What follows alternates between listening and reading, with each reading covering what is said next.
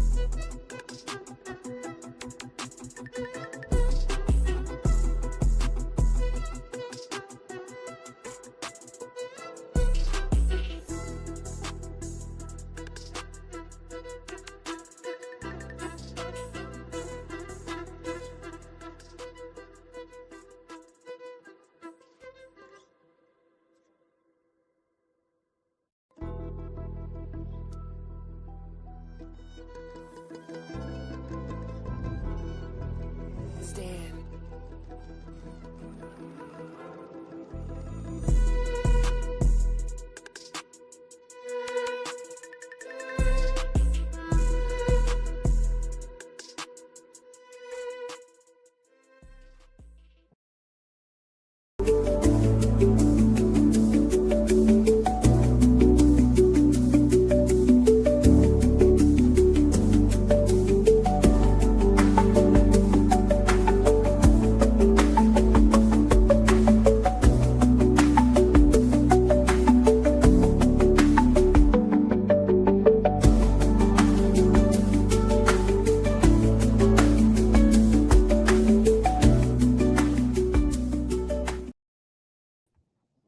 All right. Hey there, everybody. Let me get this background out of the way so you can all see me. How are you? Give me a shout out if you're there and you can hear okay. How's everybody going?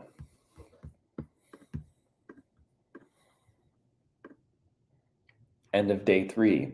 I know I'm pretty excited. Day 3 usually it's our hump day in Global Hack Week. We're almost through. Yeah, does anybody wanna chime in and say hello?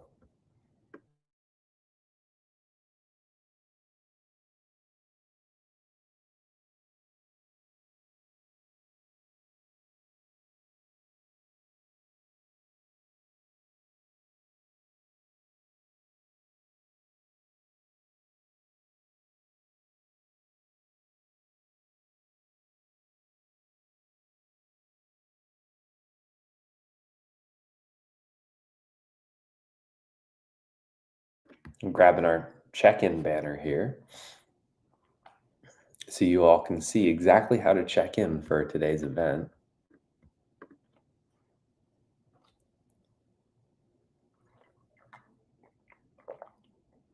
And yeah, while we wait for folks to pile in, I'm gonna actually do a little bit of a review of our last time. So let's take a quick moment to review that stuff. We'll go through our VS Code. So you might remember this. We were we were learning that Kubernetes is a way to deploy resources on the cloud in order to serve whatever application you're looking at. So, yeah, we touched on a lot of this stuff. Let's look at our deployment first. So you might remember that our deployment in Kubernetes is really, it's really telling us how the services should be served in the application. So, for example, we have this kind deployment, which is telling us this is a deployment file. And here's a really key example here: replicas. Okay, so replicas is telling us how many replicas, how many CPU cores, not cores, sorry, how many pods we'll need for serving our application. And then, we figured out, what container port we should use to listen in on. Over here is really important too. For our deployment, we told it, hey, let's put, for every pod, let's put 100 millicores, which is about 0.1 CPUs. So I'm going to write that down in the chat so that you know. 100 mil is millicores, 0.1 CPU cores. All right. So, and then we had our 128 megabytes of memory.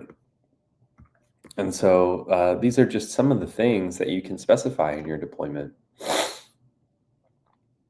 And we put some probes here, so readiness probe, liveness probe, in order to give health checks for our pods. And we had some volumes here as well for our config map. So hi there. Thanks for giving a shout out. Friend, we are just starting off, so I'm totally happy to summarize for part one. That's actually sort of what I'm doing right now. So maybe we'll actually go back through a couple of those really basic concepts so that you all can get that. But first, make sure that you check in for this event. Okay, that's really important. It tells us what kinds of events people are interested in and what kind of content you're interested in. So make sure that you check in there.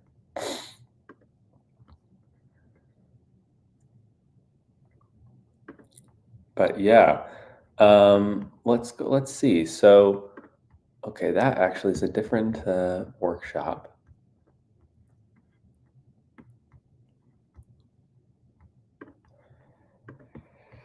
But this is what we covered last time in part one, just to give a brief overview.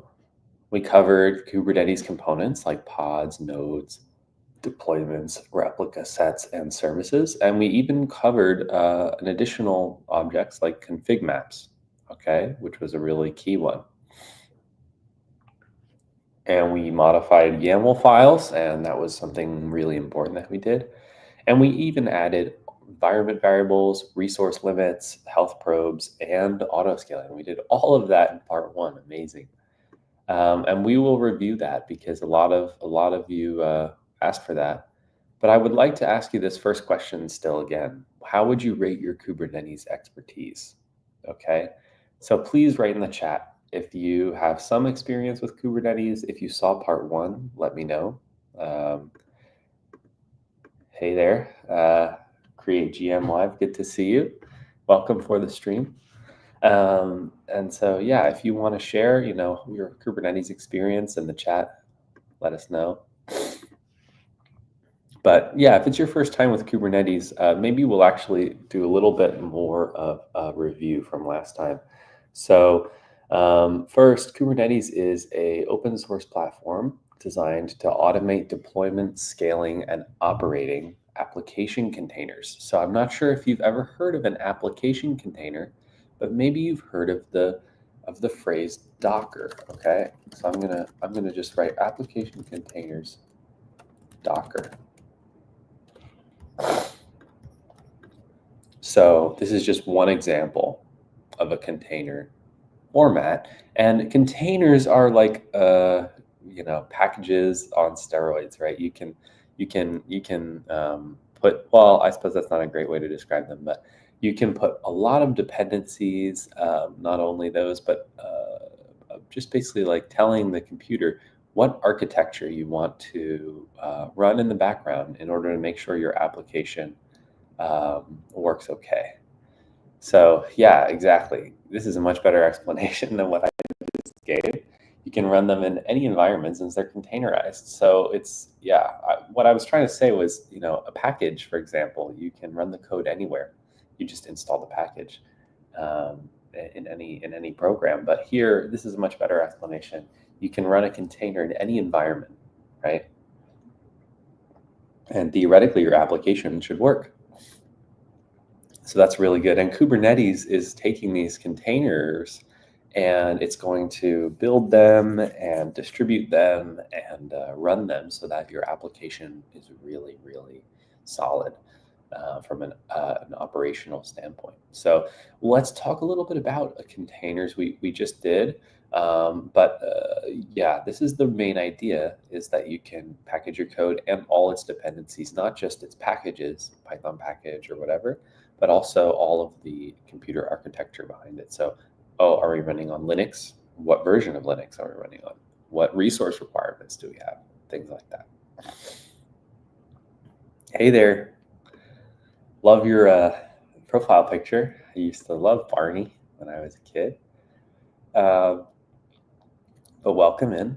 And so I'm not going to cover orchestration too much more because we did do this in our first part, but it refers to managing containers automatically. Okay, so let's say that you have a huge jump in traffic to your website every morning because maybe you're a weather service and every morning people are checking the weather just before they get dressed to know what to wear.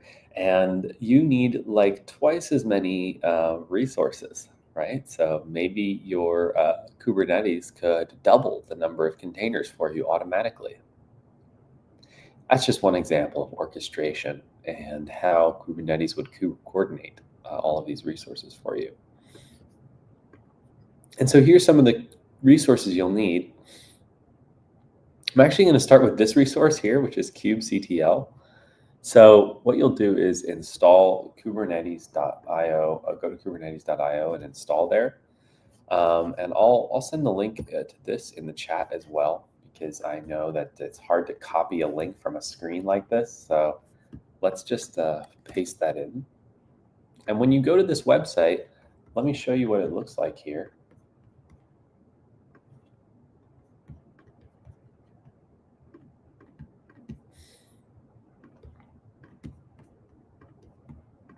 Okay, you should see here install tools. Okay, so you'll want to install kubectl on whichever operating system you have. In my case, I have Mac OS. And then you're going to want to use whichever CPU distribution you need and copy this command, okay? So copy curl and paste this into your terminal, okay? I'm not going to copy this link paste it into the chat because it's going to be different between whether you use Linux or Windows. So I have Linux personally. I have Mac actually. So I'll be using Unix commands, but you are welcome to use whatever you'd like.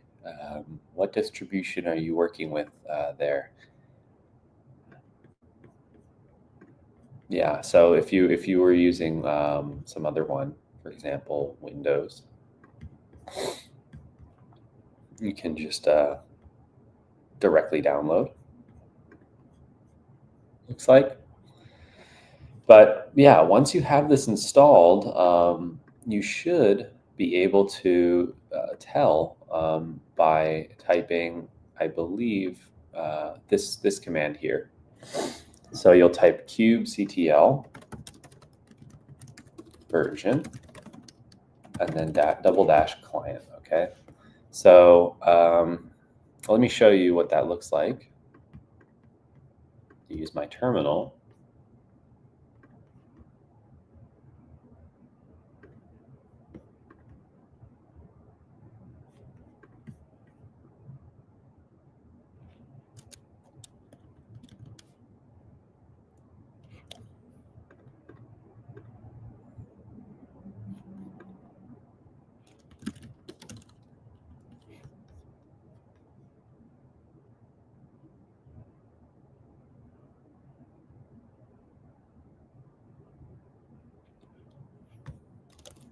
just gonna get into my folder here, Kubernetes.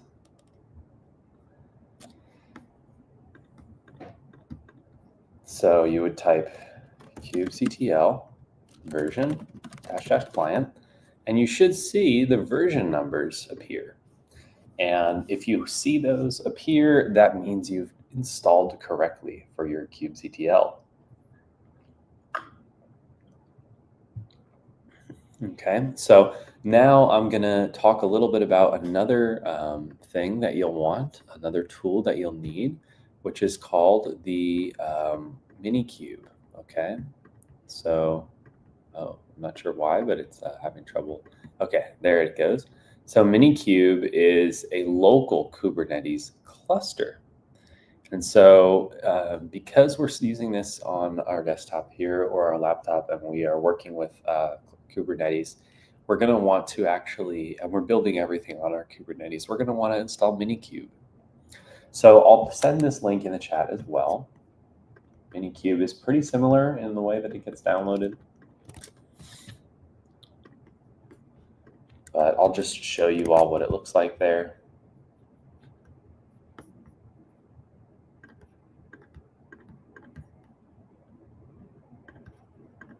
Yeah, so here it is.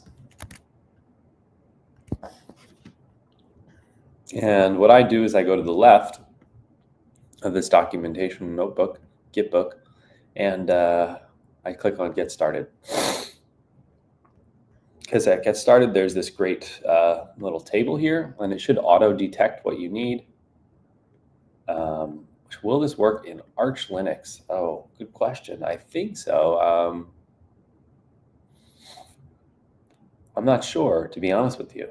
It should auto-detect your distribution, but at least it works in all these different Linux architectures.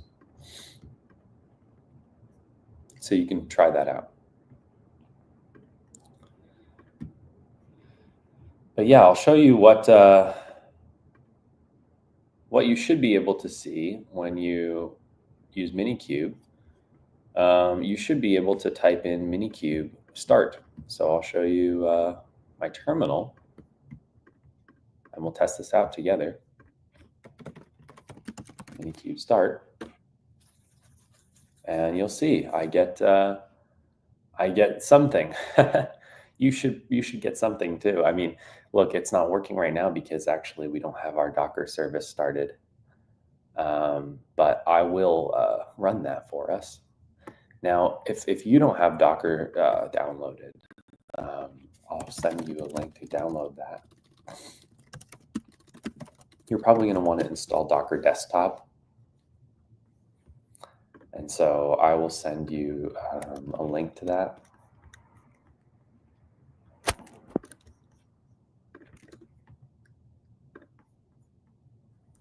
So make sure you have Docker Desktops installed as well.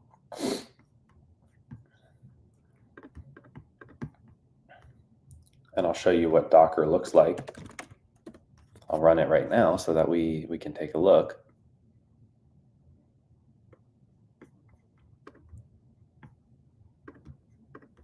Once you have Docker installed, you should be able to see something like this.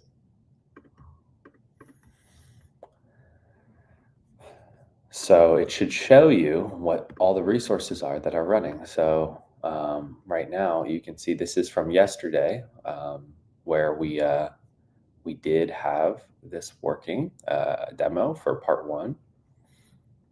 So yeah, you could start this up if you wanted to. And so once you have your Docker open and running, it should work to type Minikube start. And then there's one other code tool I wanted to tell you about, which is Visual Studio Code. And I'll paste this in the chat. If you don't have a text editor already, this is going to be really valuable, okay? Because it helps us edit our YAML files. And another question here, what image do I use in Docker? So I'll show you. That's a great question. So visit this link that I sent, right? if you visit the link that I sent in the chat, which is this one, then it should take you right here. And you scroll down to download Docker Desktop. And I think you might be on Linux, I'm not sure, but why don't we just try a download for Linux. And it'll tell you which platform. So you might be on one of these different platforms, Ubuntu, Debian, Fedora. And apparently there's also a package for Arch-based distributions. So that's cool for anyone who was using Arch-based Linux. I think I'm not sharing this tab anymore, but oh, you have Docker and Windows? Okay, great. So just in that case, just use, oh, okay, cool. We love a power user who can switch between Linux and Windows. That's truly OP, so nice job. Yeah, so you should probably download, I think you'll only need AMD, most people. But you could just try and see what your architecture is.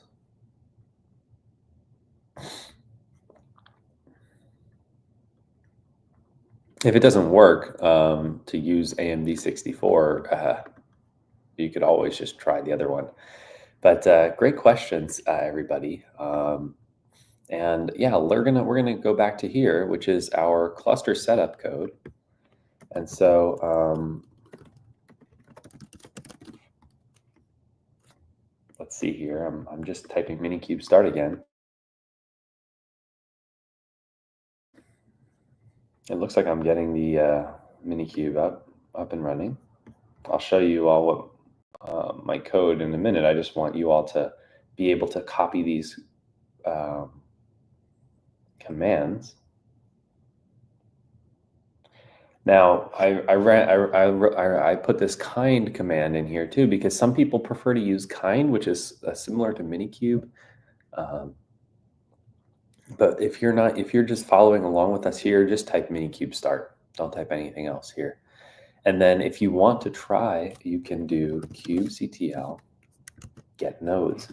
So I'll type this into our chat. First, we'll do minikube start, and then we'll use kubectl get nodes. All right.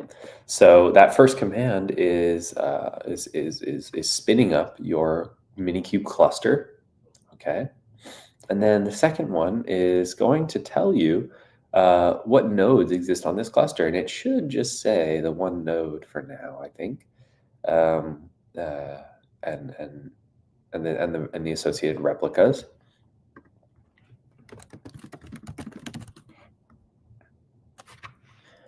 Yep. So I'll show you what mine looks like now that I have that command as a comment over there. And we'll get to take a look at what you should see on your end. So you should see the following. So I typed minikube start up here, you can see, and then it spun up my minikube cluster, pulled a base image, updated Docker, and things like that. Remember, I had to turn on the Docker desktop, so Docker desktop is running. Type that as a note.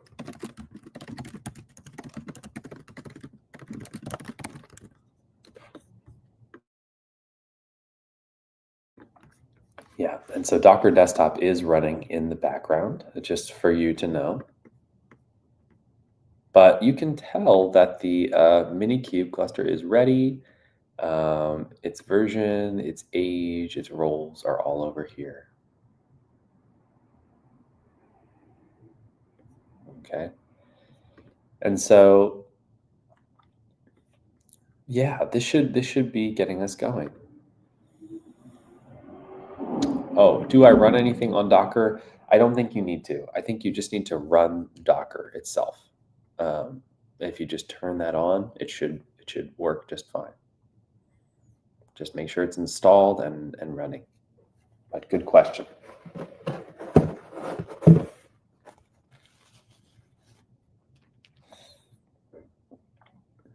Yeah, so let's keep working now. And if you do have an issue with these steps, maybe it's a lot all at once because this is a review. Um, just send a message in the comments, and I'll be happy to go back and double check for you and make sure that you're staying on track here. So now we'll open our, oh, sorry, we won't open our terminal. I'm going to do some lecturing here so that we can let everyone catch up. So there's a few different components that we talked about in part one, and that's the pods, the nodes, the deployments, replica sets, and services. Okay, so pods was the smallest deployable unit in Kubernetes. A pod could contain one or more containers, and so pods would be like a wrapper for your container or multiple containers. And then nodes are the machines, the virtual or physical machines that run your pods. So that's why we see one node available, and it's this cluster, this Minikube cluster. Okay. And then replica sets are managed automatically by a deployment.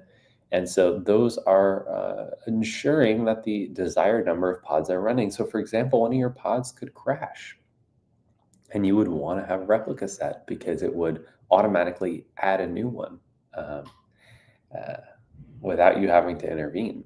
Then finally, services. Service is used to expose your pods to other parts of the cluster or even externally. So it's assigning some kind of internal or external IP address. All right. And so maybe you all could, well, I guess we'll skip these quizzes because we don't want to keep going too much with that. But as this is our review and we have some things to work on today too. But if you wanted to run a terminal command to see all your pods, you would type the following. So it's kubectl get pods and then dash dash all namespaces. So let's take a look at this here. We'll try that command out.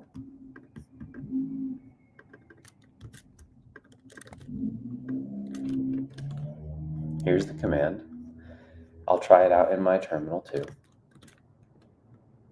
And you can see these are all of the different things that are running. So you can see our different pods here. So these would all be 3 different replicas. And then we could also see our DNS, right, our domain server, our API server, which is telling us how to access API, external API, and a few other ones here that I won't go into detail about. But you can see there's a lot of things going on in the Kubernetes layers of different pods. And so then we created a deployment in part one. Okay, we went through creating a deployment that runs an Nginx web server. All right, and I'm not sure if you all are familiar with Nginx web servers, but basically it's just a web server architecture to host your site or whatever, your blog maybe. And I will walk you through creating a YAML file. So basically it's similar to a JSON file in the sense that it's human readable and it's for data serialization. And Kubernetes relies on these YAML files to describe things like deployments and services. So first, I will tell you about Nginx deployment YAML. And so we'll look at that actually in VS Code. We did that already a little bit at the beginning. I showed you that. But there's a lot to unpack here. So if you were to just go through this YAML file and learn about it a little bit.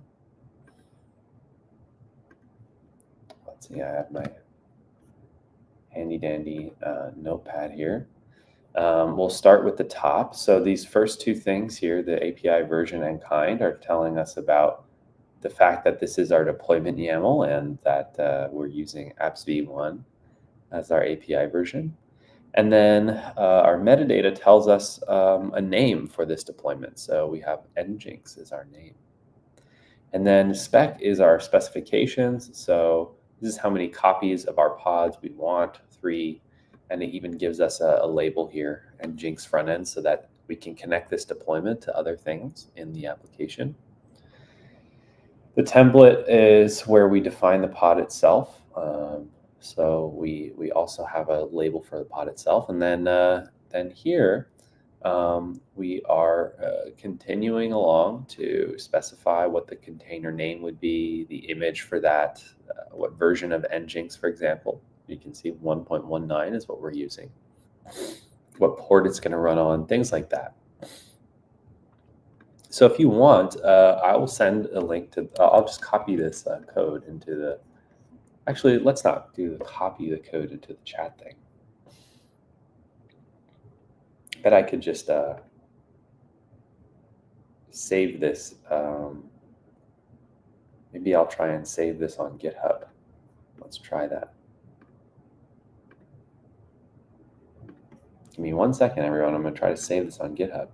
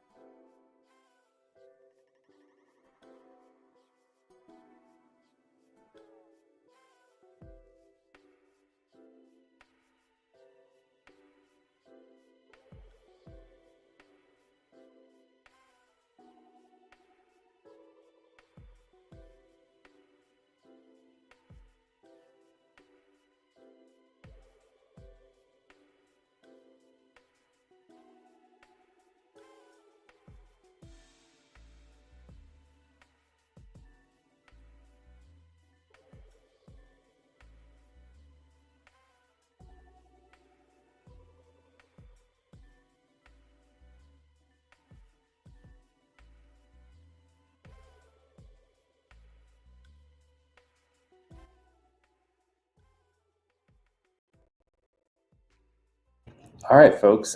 So we should have our Kubernetes fun repository up and running so you can check these out yourself, these YAML files. Okay, so it looks like maybe there was an issue that you had, but ignore that. So I'll just ignore that. Yeah, sometimes those commands can be kind of long and tricky to put in. But yeah, please feel free to always reach out with any questions about that. So yeah, these should now be available for you to look at on GitHub. So just take a look at that GitHub repository, and it will tell you all of these config files, service files, deployment files.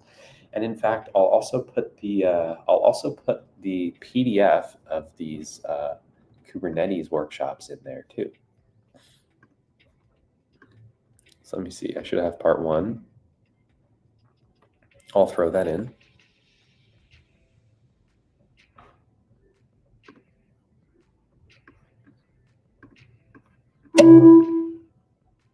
Good Lord. That was so loud.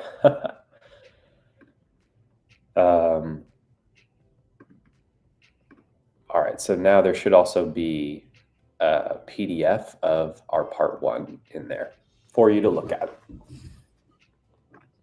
So yeah, I'm just going through the rest of these slides here. We'll also talk about, we won't go through all these activities, but you'll have these successful YAML files there. The other thing we'll talk about is service. So a service is, now that our deployment is running, we need to expose it so that we can access the web server outside the cluster. So we do that using this Kubernetes service. And so I showed the YAML file for the service. So why don't you just open that up and you can check out the explanation here, sort of explaining the different components of the YAML. Okay. And so, yeah, we have our API version and kind metadata, just like we did before. The only thing I'll say, which is a little bit different, is we have a spec type here. So if you look down at the bottom of the service YAML, you can tell that there is a load balancer here, or node port. You could use any number of different things, but this is telling us what type of communication this deployment should have, whether it should be external facing, internal, whether it should be load balancing, meaning that it would serve a high amount of traffic that would need to be allocated efficiently amongst your resources, things like that. Okay, so then now that we've talked about service a little bit, reviewed that, I wanted to talk about this really important command, which is the apply command. Okay, so with kubectl, if you ever update a YAML file, or you want to just, you want to just apply that, you can use this command. So I'll put the command in the chat. It's called kubectl apply -f and then your file name. Okay, so that's the command. And I'm going to, in our terminal, I'm going to set that up for us.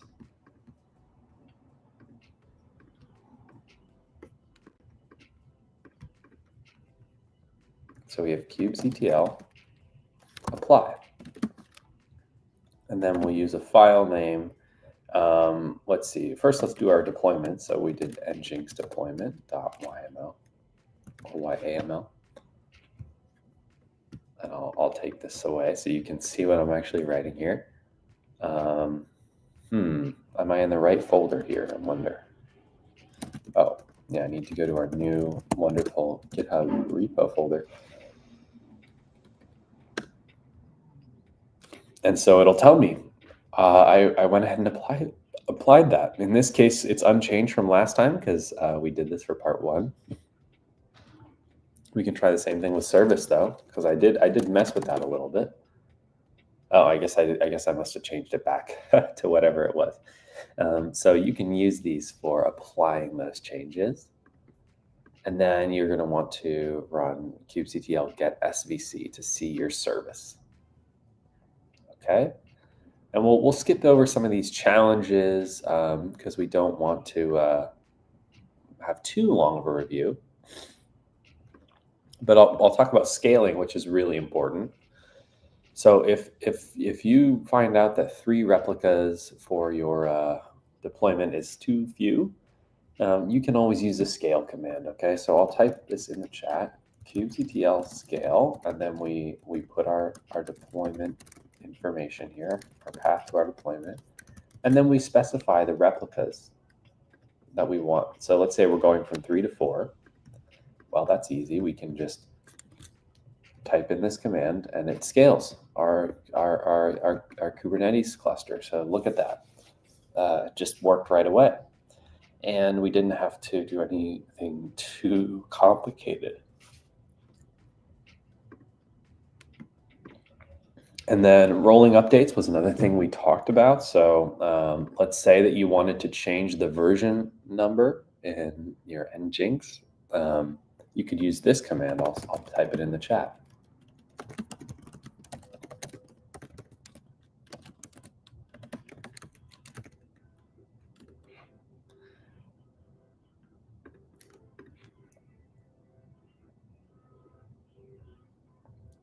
All right. Oh, no objects passed to scale. Is that the error you got when you typed this scale here? The scale command? I think it was. Okay. So did you type this command here? Okay, you did SCC, you have 2 running. You did the apply -f here, Nginx deployment. Hopefully you applied the deployment. Let me see what mine looks like.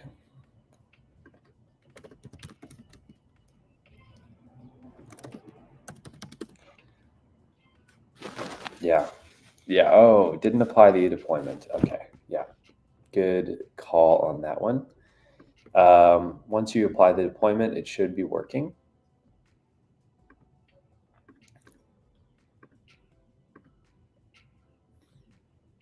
And you can see that it actually did get scaled up. So if we were to check our, so we made this change, right? We scaled up to 4. Okay, awesome work. Good job getting that scaled up. So if we were to check our work here, and we go to kubectl get nodes, remember we can do that. We have our node still here. And then there was a command that we used. I believe it was get namespaces or something like that. Get pods, sorry. kubectl get pods. And it shows us that we have our 4 pods now, not just 3. Okay? So that's how we use scaling. And then there's another thing we can do is rollouts. So why would you do a rollout? Rollout is so that we can basically make a change to pods one by one so that they don't experience an outage. So if you want to try this out on your own, go ahead and go to your VS Code, and you can change the version of your service. So we go to our deployment YAML, and we look at this. We can change to at latest to get the latest version and save. And then when you apply this deployment, you can do it not just by doing a strictly applying the deployment, but you can do that and then monitor the update using rollout. All right. So why don't you give this a shot? Just to see if you can do this on your own. I'll give about 1 minute to try that.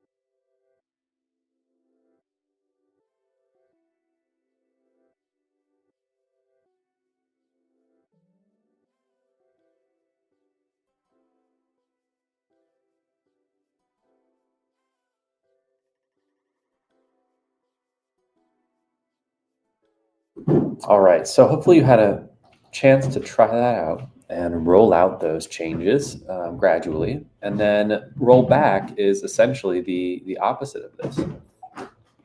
So we type rollout undo instead of rollout. That's a way to undo our changes, and it's really great because maybe you broke something by deploying your change. So we always want to have a way to undo that. And then we also covered health checks last time. So health checks ensure that your pods are functioning correctly and that we can make sure we're checking on them periodically. So in your terminal, you can type bash kubectl describe pod. Actually, don't type the bash part. That's a typo. But if you type kubectl describe pod and your pod name, one of the ones that you have, it should tell you about that. So let's do a live demonstration of that so you can see what it looks like. So we go to our terminal and we have all of these pods here. So we see them down here. And we can type describe, we can try to describe one of them, right? So let's see here.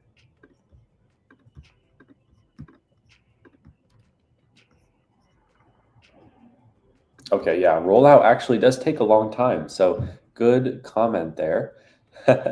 Rollout can take even like a few minutes because what you're doing is you're changing a huge amount of something, right? You're actually replacing an entire package Nginx with a new version. So it can take a while, but it will finish. Don't worry. If 1 out of 3 updated, that's pretty good. So way to go there. You can just follow along for now in the terminal. But let's see, kubectl. We can type describe pod, and I'm gonna grab one of these pod names here and hit enter. And then we get all this great information about the pod, what kinds of resources it has access to, when did we start it, its IP, all this great stuff, right? I wonder if that's my IP address. I hope. I mean, I'm not worried about it, but I wonder if that's my IP address. I hope not. Okay, so yeah. Anyway, this is basically how you spin up these. All right, so let's go ahead and now move on to more advanced concepts of configuration. Bye there. Good to see you, Create GM Live. Thanks for coming. I hope you enjoyed it and have a good rest. Yeah, so the next thing we'll talk about is advanced customization. So with Kubernetes, we can do a lot of more advanced things. And one of the things we can do is config maps. Okay.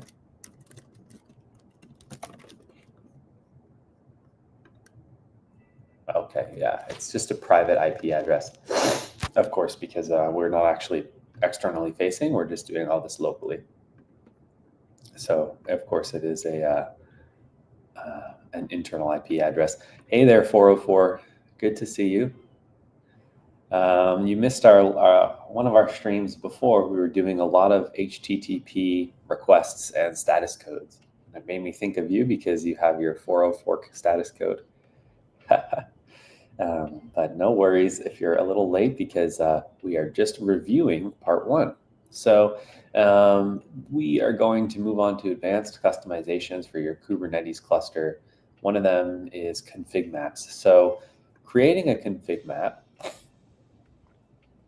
we can actually get some sort of data abstracted from our clusters. So here we're saying that we're going to create a config map, and remember this is all in your repo as well. So I'll just one more time send that. I'll just one more time send that repo, and it's located in the configmap.yaml file. So I'll show you that file in our VS Code.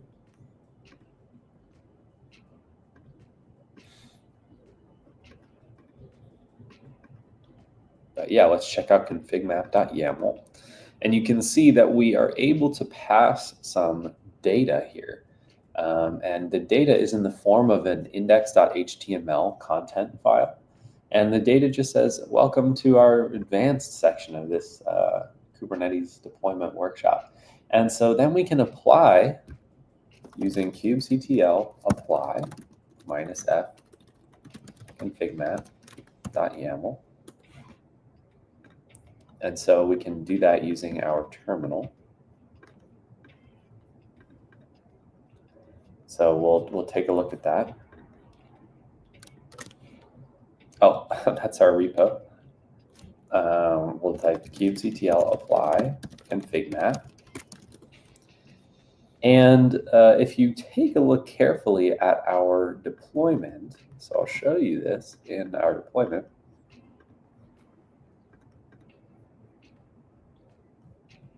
HackOS 9 asks if this recording will be available on YouTube.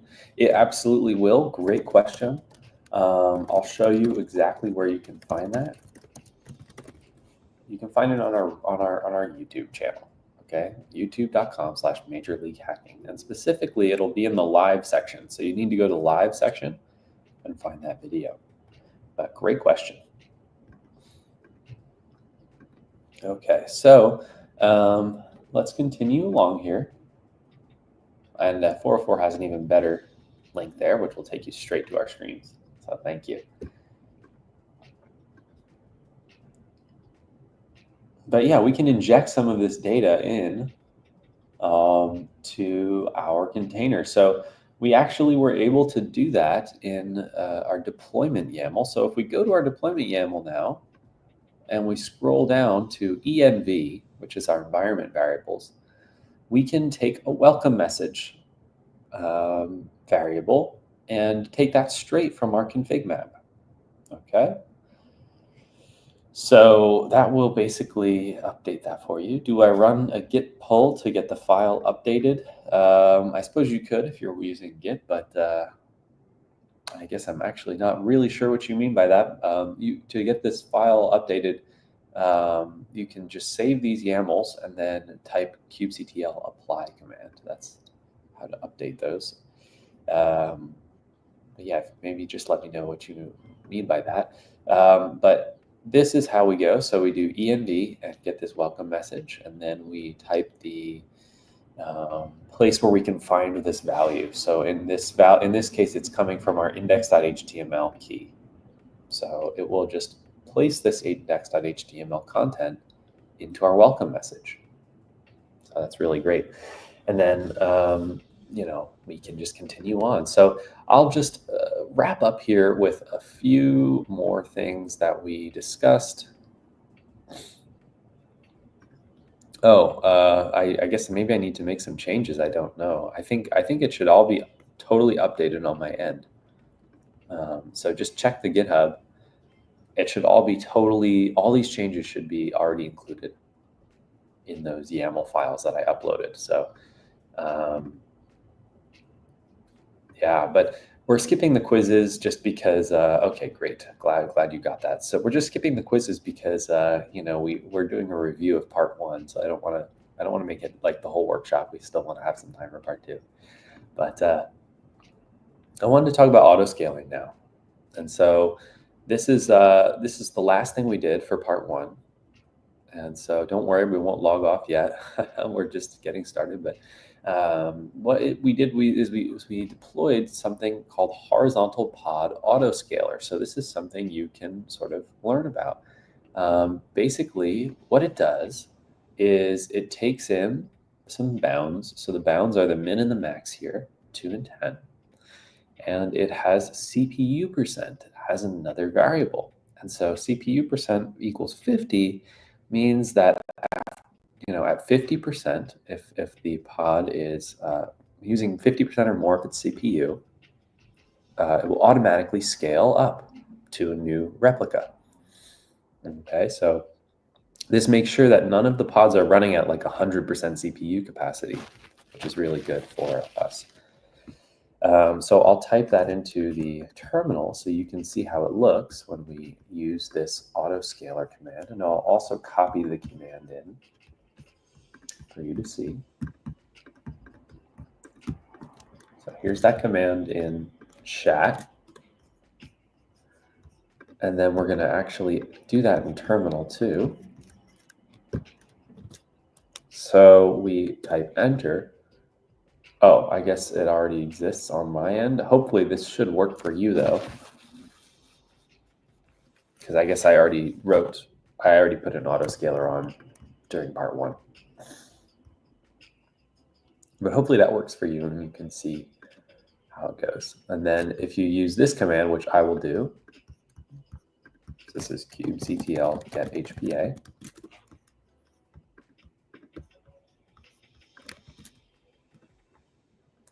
You can tell exactly what the horizontal pod autoscaler looks like. Okay. So we won't do our recap and we'll do part 2. Sorry, I guess it's a little bit disjointed here because I did a review of part 1. Go to part 2.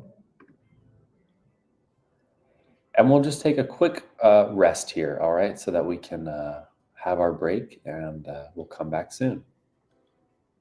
Just give us 1 or 2 minutes.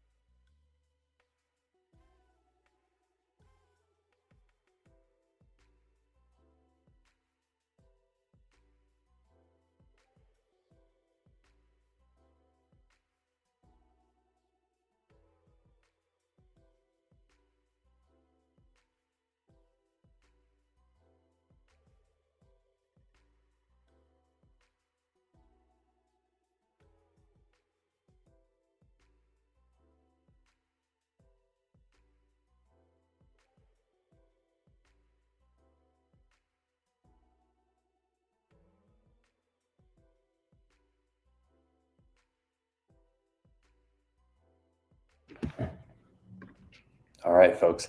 So we are back and we are ready to go, ready to rock for part 2. And we have a few more friends in the chat. So I wanted to go back and introduce myself. My name is Steven. I am your MLH coach. And we are getting started for part 2 here. So make sure you check in. We discussed this at the beginning, but it's really important that everybody checks in for the stream. The reason is because it helps us know what you're interested in and what kinds of content you love to see from us. It also helps you get your swag. So if you check into at least 5 events, it really helps you get special swag. So yeah, just wanted to put that out there. And for a poll today, there's a few things we're going to learn about today. We're going to learn about some networking concepts. We're going to learn about some storage concepts, and we're going to learn about stateful applications. Not sure if you've ever heard of any of these, but if you have, tell us, what are you most excited to learn about today? That's why we're all here for part 2.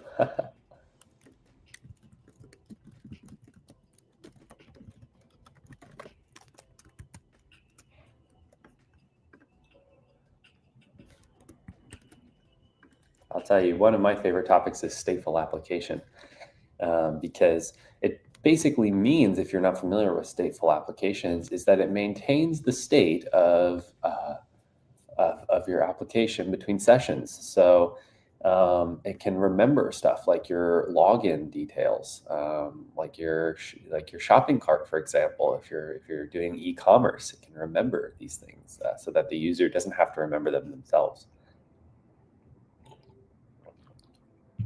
Imagine if every time you wanted to check your email on your iPhone, you had to log in again. Wouldn't that be crazy? I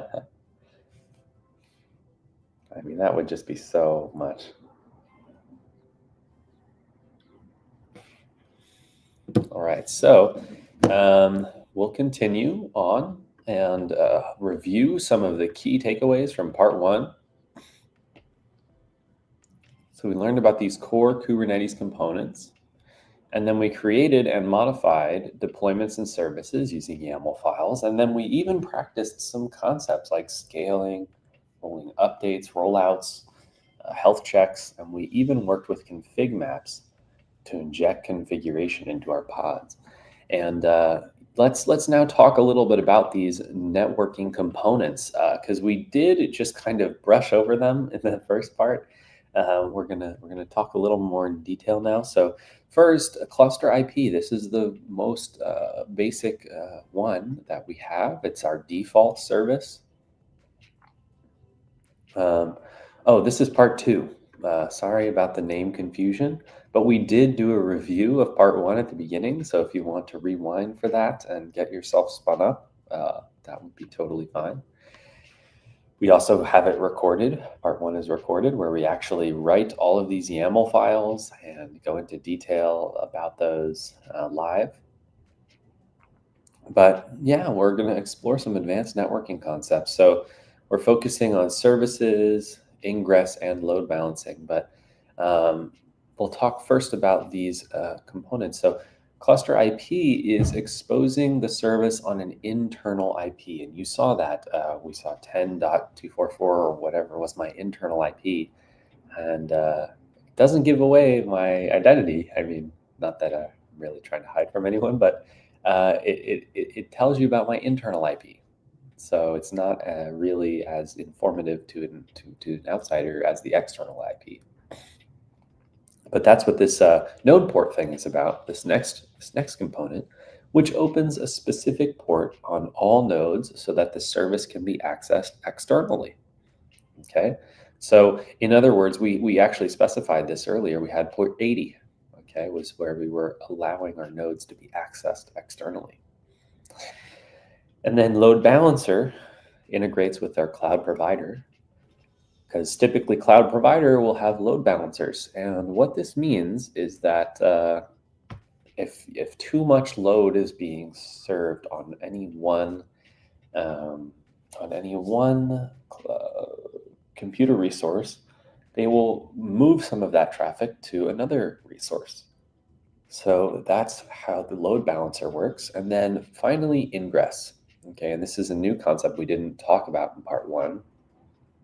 It's a collection of rules that allows inbound connections to reach the cluster services. And we're going to talk more in detail about that very soon. But first, who in the chat can tell me the difference between cluster IP and node port? Does anybody know?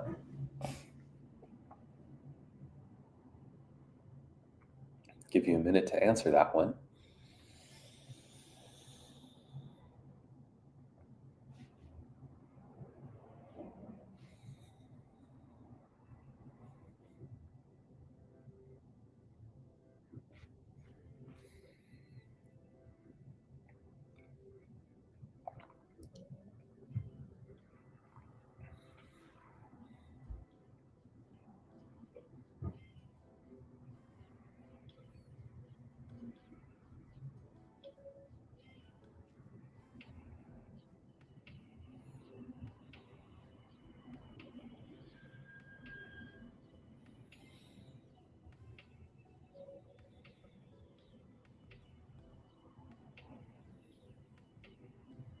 Okay, so some folks unfortunately forgot, but that's okay. So we can go back and talk about this. So cluster IP, on the one hand, is exposing services to internal IP. So cluster IP, if you use cluster IP as your network component, you're going to be talking to, say, the database of your application. But if you're using node port, actually you're connecting externally too. So you could use a node port to serve the front page of your website so that other users could access that. All right. So another question I have here is an ingress resource is a load balancer. What do people think about this? Is an ingress resource a load balancer? Go back to our definitions here. And actually, while you're answering this question, I'll paste the question in the chat too. I'm going to upload our slides for today. So take a look at this, try to answer this question.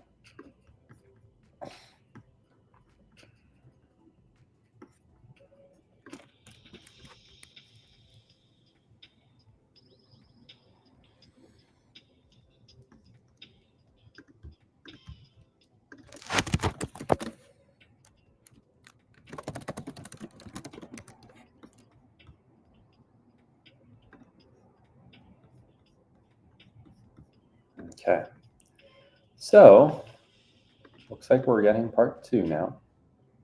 Slides here. Goodness, I'm so sorry if anybody hears that loud noise.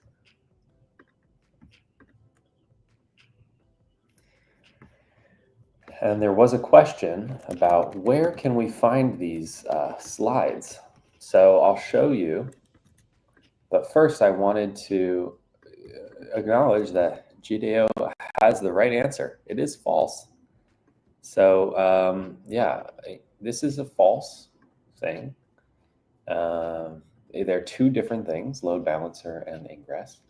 So good job with that. And ingress is a set of rules which requires an ingress controller. So it's totally different than a load balancer, which is on the cloud services side. But the question, where are the slides, where will they be uploaded? Let me send you that GitHub repository.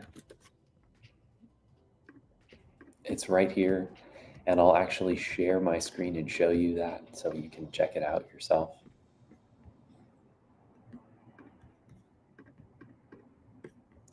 So you'll go to my GitHub, which is probably really bright for all of you. I apologize.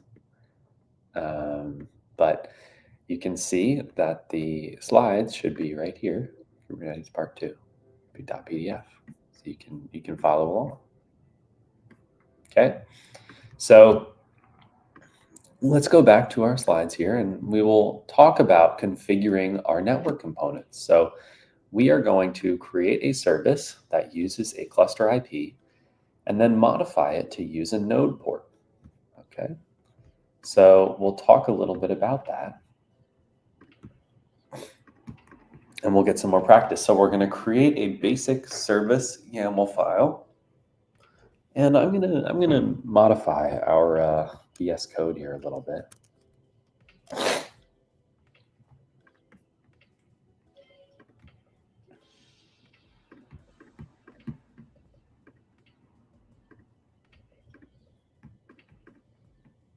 Let's try and get our VS Code with a new folder. Maybe we can put these into part 1. Not sure how well that'll work, but I think it should work okay.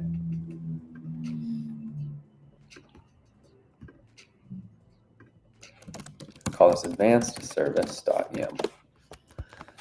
Okay. And we are going to write some things here. So first, of course, we have our API version key, which tells which version we're using. And second, we put kind service, okay, just to tell what type of YAML this should be. We learned about that in part 1. I'm just going to close out my other stuff here, all kinds of random stuff here.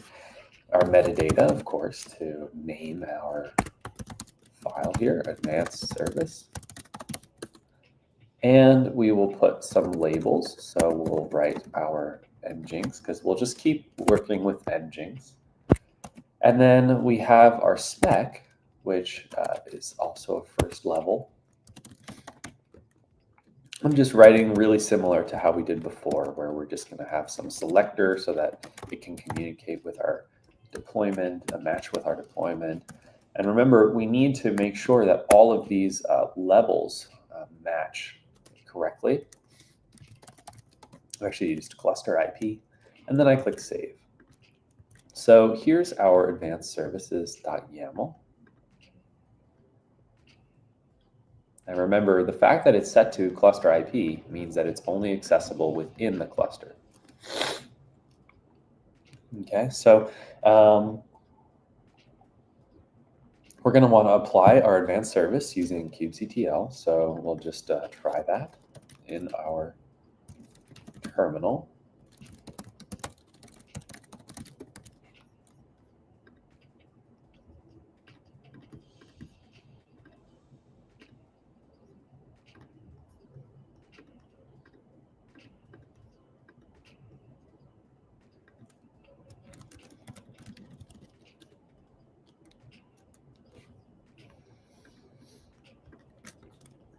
And we should hit run. Now, I don't think this will work actually because I'm not in the right directory. Yeah, so I need to actually go to, oh, okay, let's back up here a minute. I think we might have an issue here.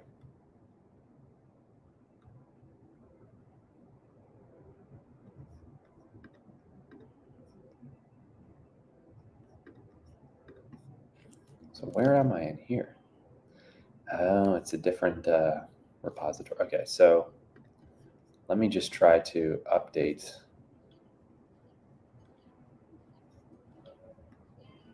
Real quick for that.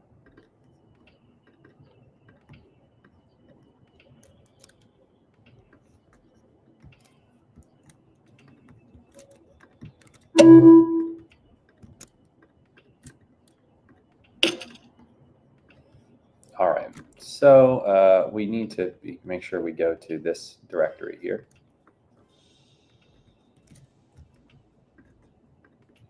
Let me CD there. Okay.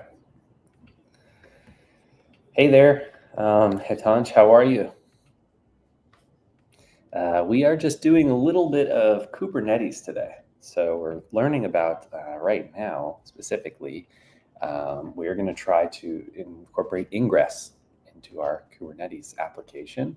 And if you aren't sure, ingress is a set of rules, basically, that we can define how external traffic comes onto our services based on what path it comes from and things like that. So we're checking that out now, and I'm just trying to get my my command to work.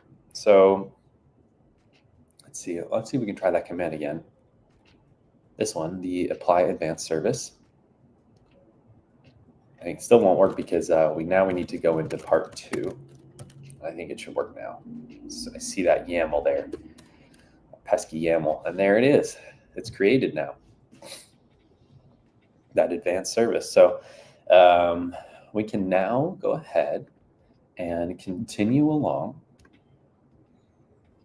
and we can type. I'll just paste this command into the chat so that you all have it too. It's the same one we've been using, but just good for all of you to have it as well, right? kubectl apply advanced service, and then we will next type kubectl get svc advanced service. So we're going to look for this service on our Kubernetes cluster. So I just paste this command in, and you can see we have our advanced service running, and it has a cluster IP. So this IP, don't try to find me with this IP. It's just an internal one. There's no external IP involved. You can see that's none. And it's on the 80 port TCP. But yeah, so we have that advanced service going, and now we're going to configure our ingress controller. So the way what this is for, the purpose of it is to set up an ingress to route external traffic to our service. So if you don't have an ingress controller installed, don't worry. If you don't, chances are maybe you followed my demo, and then you will have Minikube installed. So if you have Minikube installed, that's really good. You can just type into your terminal Minikube add-ons enable ingress. All right, so I'll run that in my terminal and show you what it looks like here. You can see it says, we have our add-on. After the add-on is enabled, run Minikube tunnel, and your ingress resources would be available at 127.0.0.1. And if anybody is unfamiliar, 127.0.0.1 is your home IP address. So I used to have a shirt that says no place like 127.0.0.1. But yeah, so there you go. Now you have your ingress add-on enabled. Okay, and we can continue and create a file called nginx-ingress.yaml. Okay, so I'm gonna just push on my GitHub so that you all can see the changes we've made. We haven't made too many changes, but I did put that advanced service there too.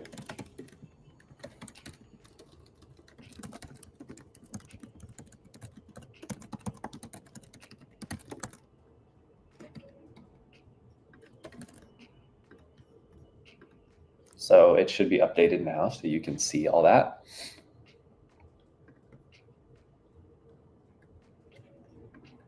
But yeah, so we will now continue along and talk about nginx ingress.yaml. So let's go back to our VS Code.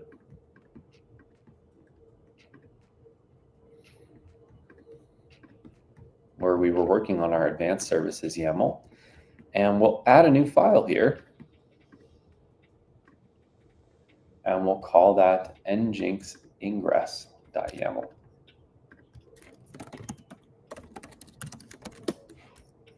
Okay. And this is going to define a rule that directs traffic from the host, which is nginx.local, to our service named advanced service on port 80. So we're going to direct traffic from nginx local, which is our host, to advanced service on port 80, which is our service.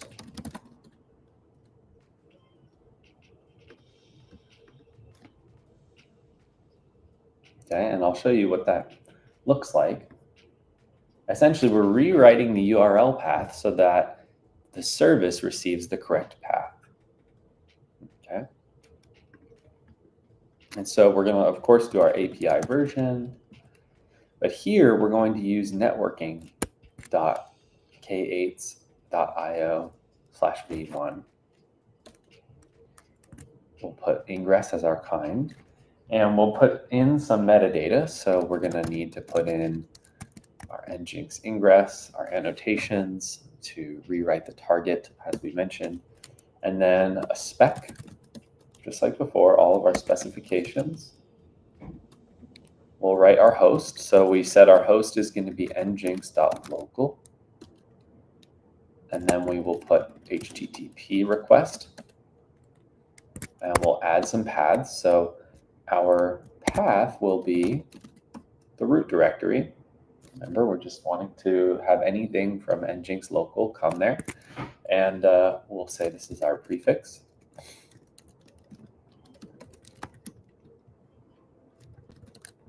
Backend, we have our service. And we'll call it advanced service because that's the name of the service. If we were to look at our advanced service YAML, you can check that out. It says name advanced service. So we're trying to match it up here.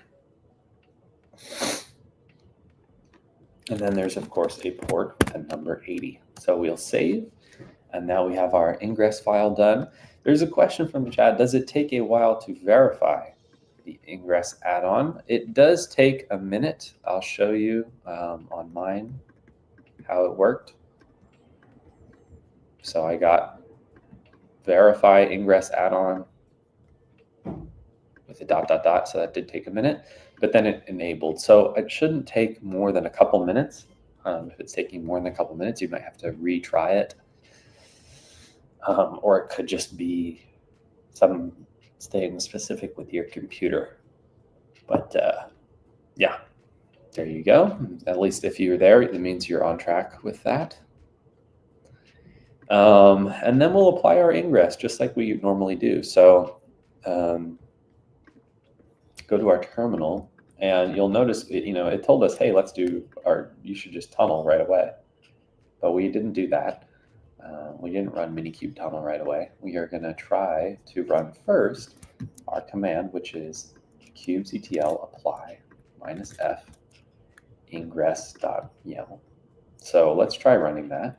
Kubectl apply -f nginx ingress.yaml.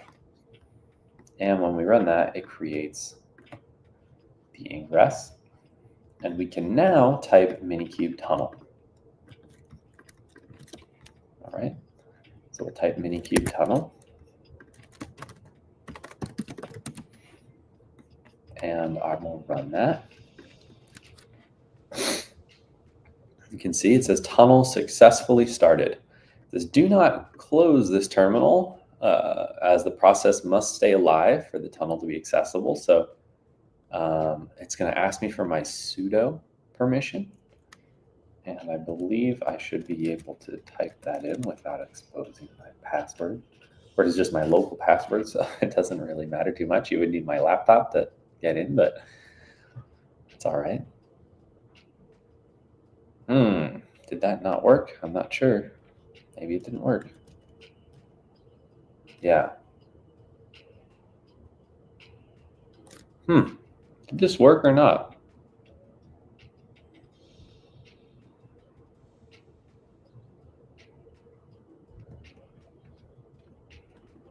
Looks like it's still running, I think. Maybe it did work. It's taking a long time.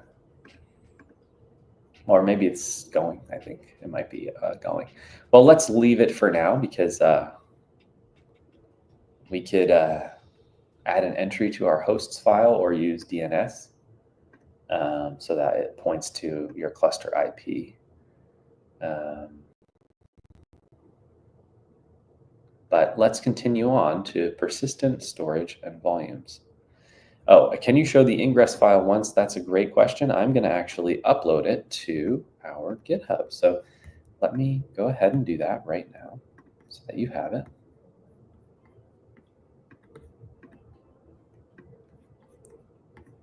Throw that into part 2 here.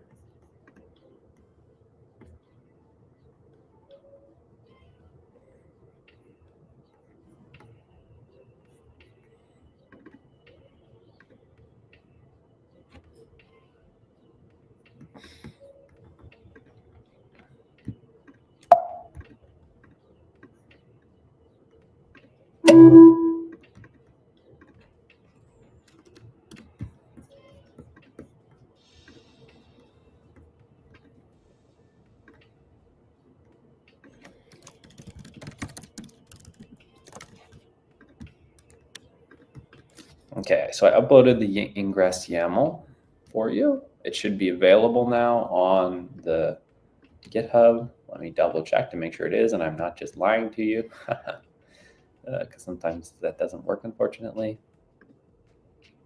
Okay, it is up there. So excellent, excellent stuff.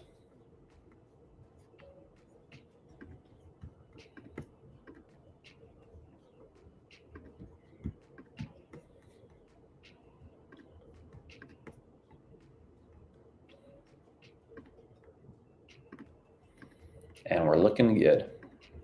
So now we're going to talk about persistent storage and volumes. It's our next topic here. And this is basically storage. Actually, let's just give a couple minutes for you all to get catched up here. We'll do a quick break so that you can get your ingress working.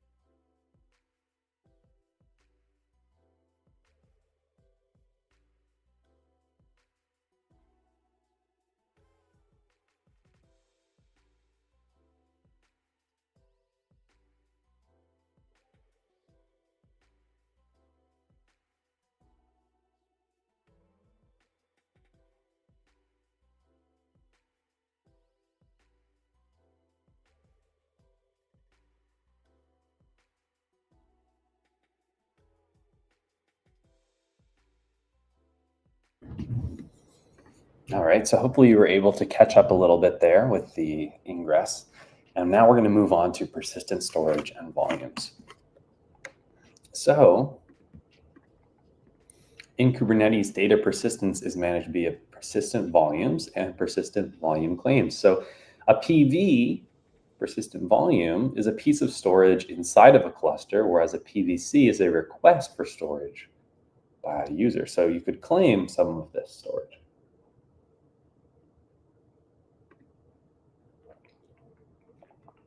And so just to really drive this home, I'll talk about some examples.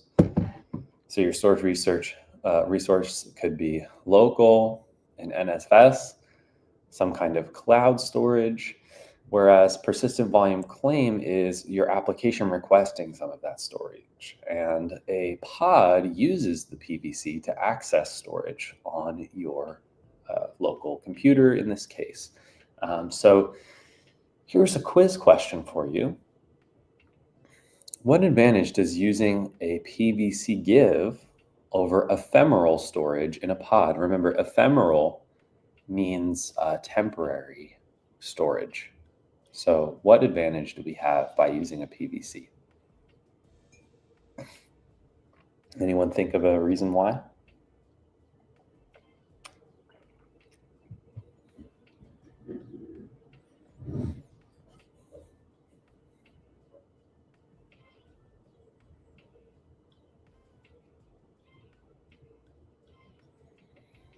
Yeah, so that's exactly right. In basic terms, the PVC has long-term storage.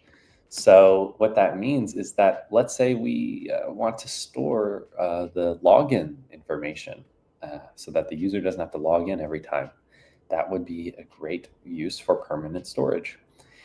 And so let's do a live demo here where we're actually going to learn about how to do this.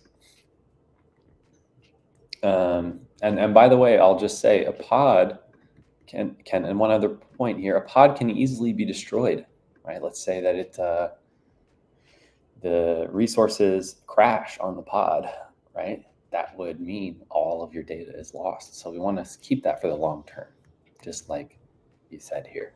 So good work there. And so now we're going to create a PVC. So we're going to do that by creating a pvc.yaml. Okay. So we'll go into our VS Code and we're going to write a YAML file that requests a persistent volume of 1 gigabyte. Wow, 1 gigabyte, crazy. With the standard storage class, and the access mode read write once means that the volume can be mounted as read write by a single node. Now I remember, I'll just tell you, I remember when 1 gigabyte was a lot of storage. We would get these little thumb drives from Staples or whatever, Best Buy or whatever your tech store is, and 1 gigabyte would be like $20 or something for that. Now we just provision it like it's nothing on your computer. But yeah, so we'll request 1 gigabyte of standard storage, read write once. Okay, so it will just only use at a single node as read write. So let's go to our VS Code.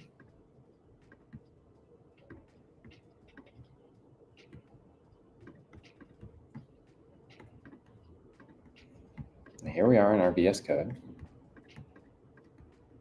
And we're going to add a new file here to our part 2 called pvc.yaml. And we're going to write some specifications here. So we'll say API version v1. And our kind is persistent volume claim. Okay, so this kind is just telling us what kind of Kubernetes component we're looking at. And for our metadata, this is great. We'll just use nginx PVC. And a question from the chat, why do we use YAML files in Kubernetes? So the reason why we use them is because they can store high-level information. And what I mean by that is we can nest the levels. So we can tell it about our specifications, and it can look for ports and look for protocol and and port number and things like that. So it's a really, really good way of storing nested information, which is really important for Kubernetes. And so that's why Kubernetes relies on them, just to really have a lot of in-depth information about how you want your clusters to be configured. And then it handles the rest on its own. But that's a good question. So then we'll put some, so why not a JSON file? I mean, you could have designed Kubernetes with JSON files. But I think YAML, so the difference here, the key difference is that all of this spacing here means something like in the YAML file. So we have so many different levels, and it can maybe be, you could say it looks a little bit nicer than a JSON file for this type of organization of information. Whereas JSON typically will just have key value pairs. Here we have lots of different sub levels and sub layers. But you could have absolutely designed it with JSON too. That's a good question. But yeah, so with PVC, we are going to start our spec using access modes. Okay, and remember, we want to put read write once access mode, which is going to allow us to read write by a single pod. And the resources that we'll request are a storage resource of 1 GB. All right, so we've got this PVC going, and now the next step is to apply it. Okay, so we're going to apply it using kubectl apply. So I'll put that in the chat for you. Kubectl apply pvc.yaml. And then we'll run kubectl get pvc nginx pvc so we can take a look at this and see what it looks like to confirm that it's bound storage. So let's take a look at our terminal window and we will try this out for ourselves. So we go into terminal.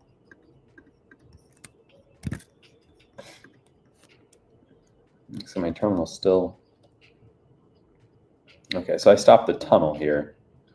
I think it was just open as a tunnel when I used it. So I just stopped the tunnel. You could open a new terminal if you want, but I don't think we need to keep this tunnel running. So we'll just continue on with apply PVC. Created that. And now we're going to do kubectl get PVC nginx PVC. All right.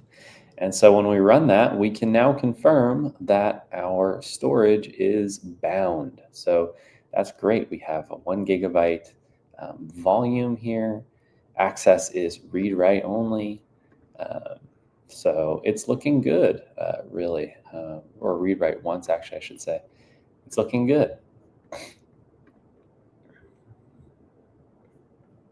All right, so let's go back to our quiz, and I want to ask you all, what is the purpose of a PVC? Now that you've seen what it looks like here.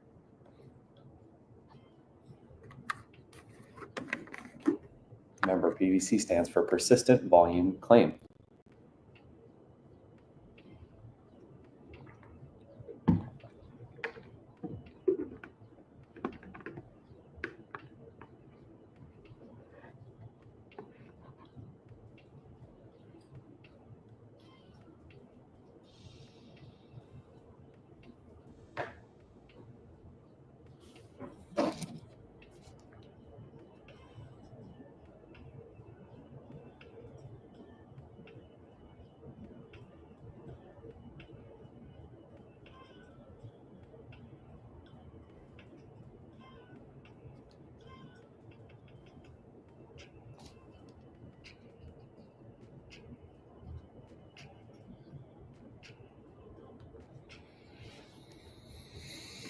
Yeah, so long-term storage of the container. That's right. So the container, the pod actually specifically can request some long-term storage. It can claim, let's say, 1 GB for itself and its purposes. So that's what it is doing here, the PVC. Good job. And so now we're on to our last topic of the day, and it's just as well because we're almost out of time. Deploying a stateful application. And so deploying a stateful set is important for applications that require persistent identities and stable storage, such as databases. So we're going to deploy a simple stateful application using a stateful set. And so we'll create the YAML called statefulset.yaml, and it will create 2 replicas of an Nginx pod. So remember, we can just make multiple copies of pods so that we have redundancy and ability to handle multiple loads. And it'll define a volume claim template section, which creates a PVC for each pod automatically. And so then we'll use the service name Nginx for stable network identity. So we'll go back into our terminal here.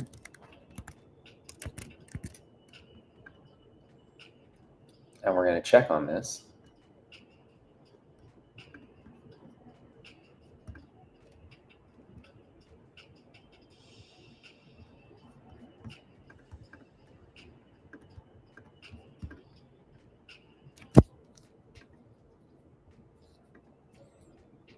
I'm sorry, not our terminal, our VS Code. That's where we're going, VS Code.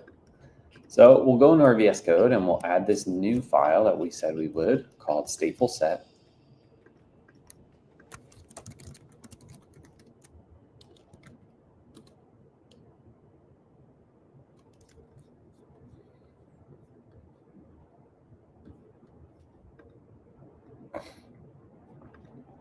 And we're going to use API version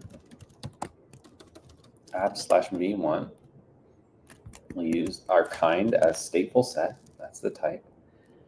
And for metadata, let's just call the name of this web, okay?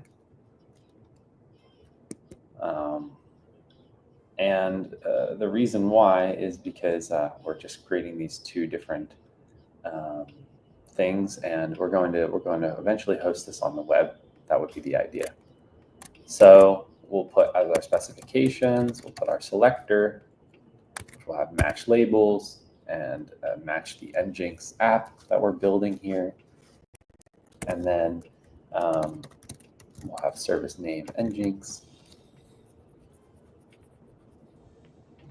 And this actually has to be on the same level as selector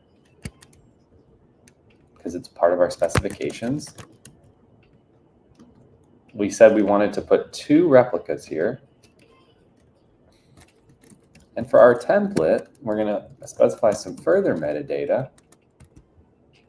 And that will be for Nginx 2. And we'll specify spec here.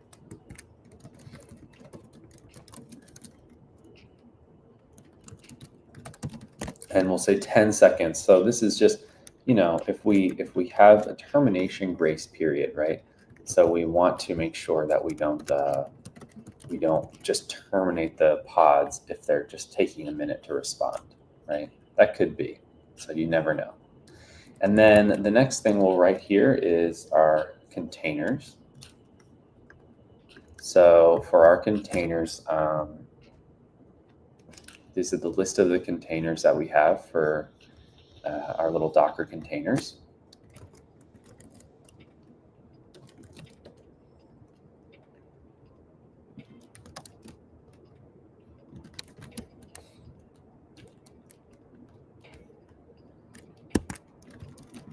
Now we're using 1.19 as our version.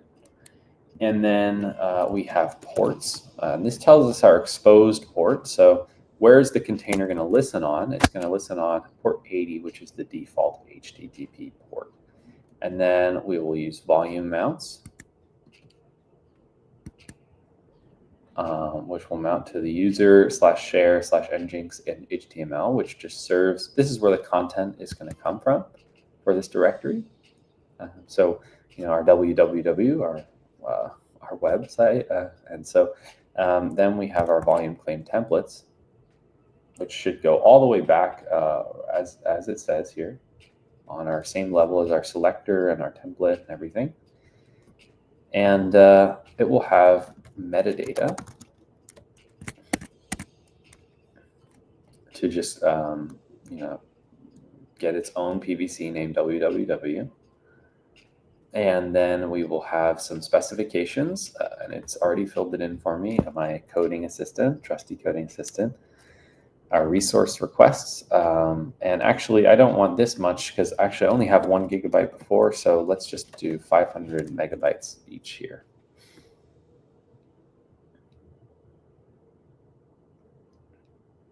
And so this is now our stateful set.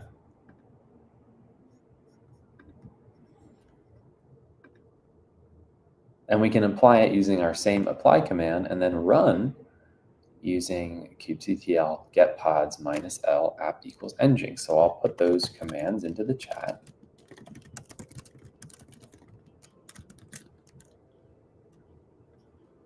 Oh, sorry, I need the YAML there. So there's our first command.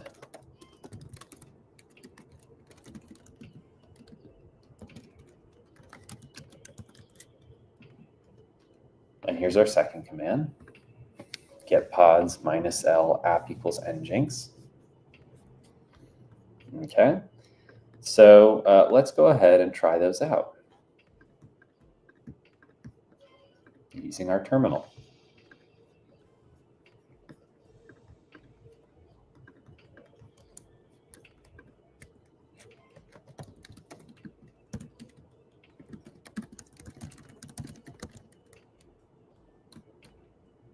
So we created our stateful set, that worked. And now we're going to type kubectl get pods -l app equals nginx. Okay, so it's listing all of those pods. And now if you'll take a look at the bottom, we actually have 2 new ones, Web 0 and Web 1. And so Web 0 and Web 1 are our new pods here. And Web 0 and Web 1 will essentially be different than our deployments. So we are having them have unique and stable names. So you can see if you look at these other pods here, look at them, they have these really random names. But here with our statefuls, we have Web 0 and Web 1, and the host names will always be the same. So let's give an example of one of the host names. I'll just paste it in the chat for you.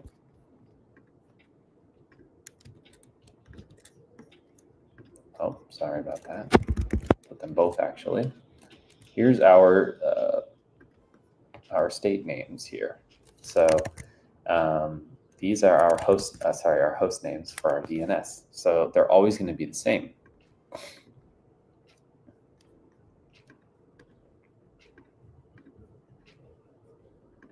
All right, so now there's one last topic here, RBAC and network policies.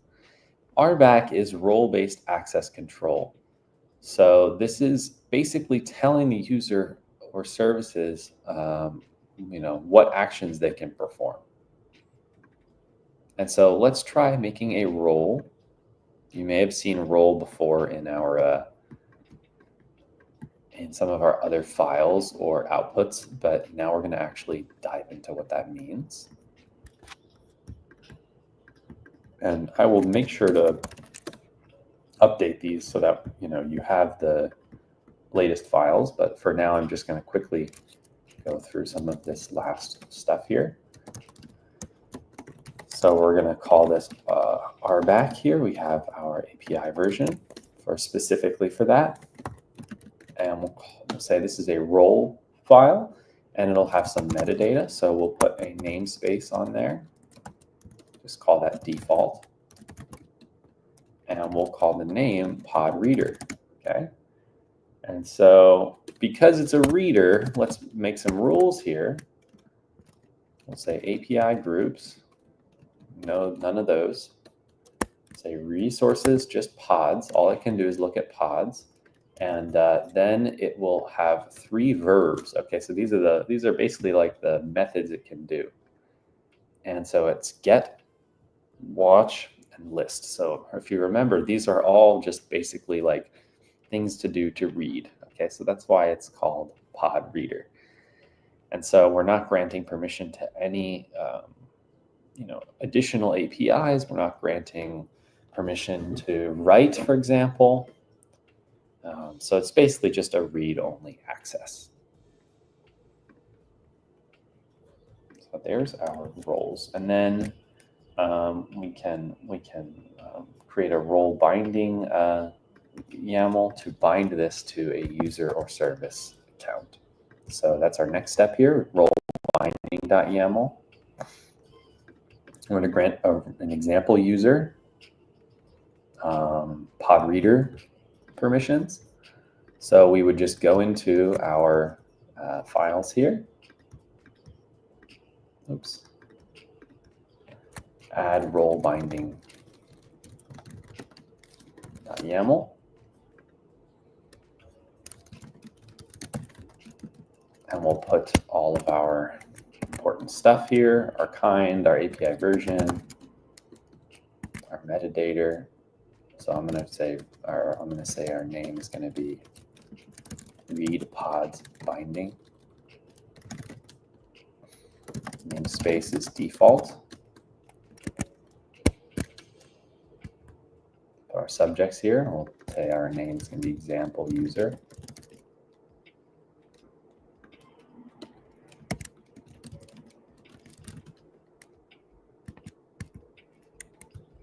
And this all looks good to me. A role reference. So this is just saying what role are we talking about here when we talk about this role binding thing. And so then we go back into here and we're going to apply these. So we can apply them using kubectl.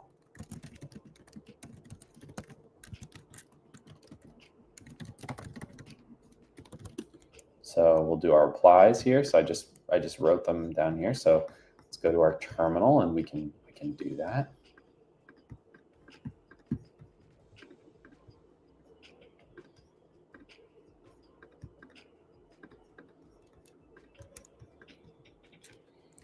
So the kubectl apply f role.yaml creates that, and then we'll put role binding.yaml as well. And then the next thing we want to do is check this out. So let me just paste in the comments exactly what we want to type in to get our role binding information. And so it tells us exactly what we see in our YAML file. Just verifying that that exists now on our Kubernetes.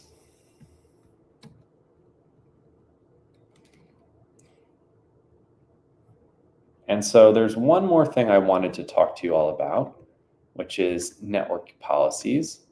And they allow you to control the traffic flow at the IP address or port level between pods. And they're crucial for securing inter-pod communication. So, excuse me, let's create a file called network policy in our VS Code.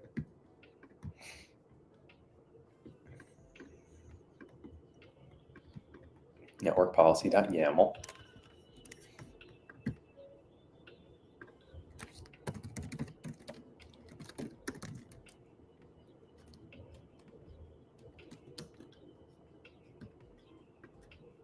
Put it in part 2 here.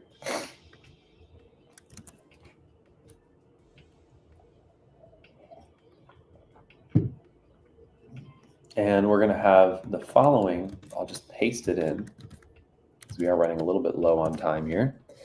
But we'll have a network policy. We'll use our API version for networking. We'll have something called deny all, which will just deny all requests for that. And yeah, so let's go ahead and apply this.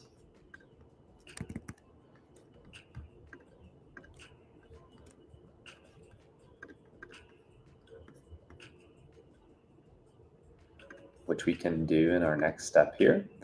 Apply, network policy.yaml and then run get network policy. So let's take a look at that.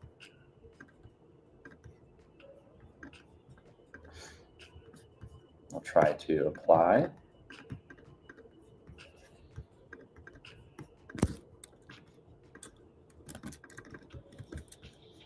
Our network policy, and then we will get network policy.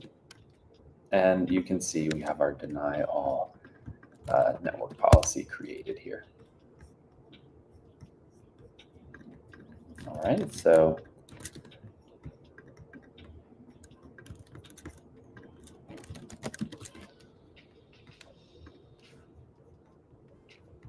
that's pretty much it for us today, but I have a quiz to ask you.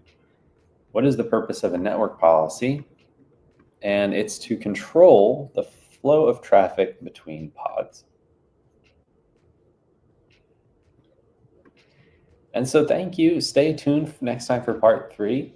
And we are actually going to, in about 10 minutes, we are going to be having our Today in Global Hack Week Day 4 stream. So get ready for that, y'all. I am going to have to log off. I have to post an announcement for this new stream that we'll have. And I will be hosting Today in Global Hack Week. So come join me in just a little while and we will get on that. So, all right, see you all in a little bit. Bye-bye.